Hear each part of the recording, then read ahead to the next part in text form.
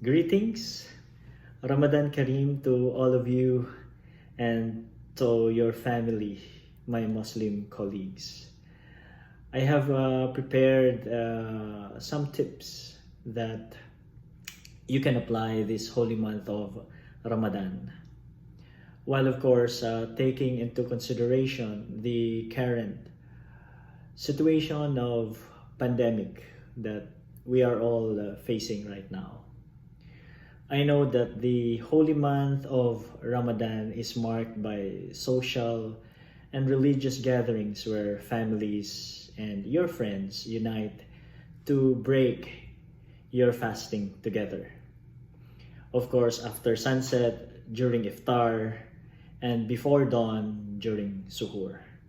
I hope that these safety tips is helpful for you and for your family. So, health and safety tips in Ramadan in the midst of COVID 19. So, let's start with family and friends gathering, overarching consideration.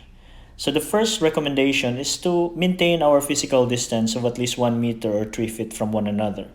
Another consideration is the virtual platforms. I know that this is something new to us, especially that this time of the year is where we spend so much time socializing and gathering with our loved ones.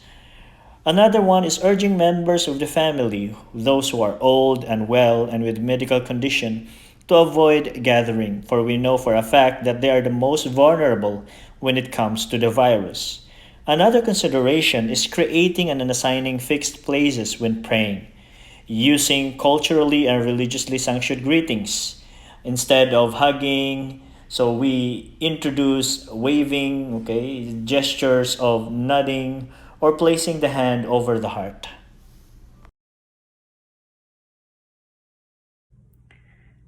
Healthy habits. This is one of the areas during the holy month of Ramadan that we need to take good care of, especially with the pandemic that is all over around us.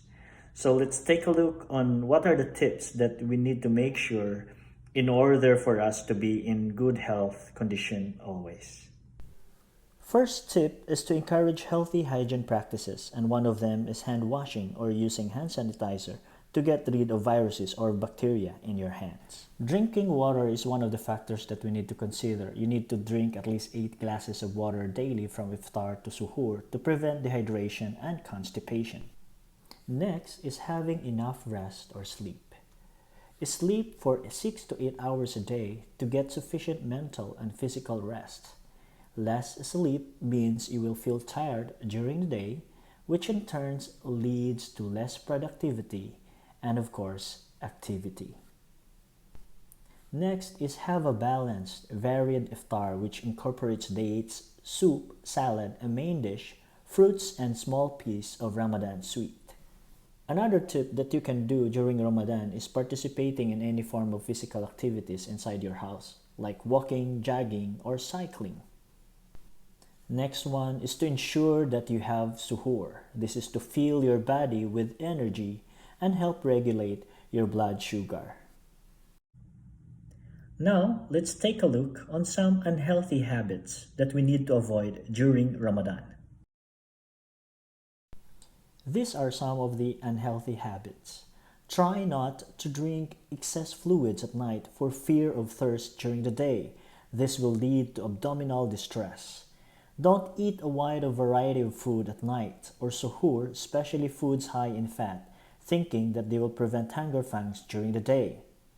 Avoid eating large amounts of food at iftar, which will lead to extreme fullness. Try and avoid having a large quantity of starters and sweets, which will lead to weight gain. The last tip is about safe driving and traffic practices in this holy month of Ramadan. See and be seen. Before you head out on the road at night, ensure that your headlights, tail lights, and signal lights are clean and working properly. Clean your windows to remove road film and dust that could impair your ability to see clearly the roads. Next is drive defensively. Observe all traffic signs, rules, and regulations. Most importantly, watch out for the other drivers on the road. Use your defensive driving techniques to avoid dangerous situations. Always try to anticipate the other driver. Another tip is slow down, meaning do not speed. Obey the posted speed limits.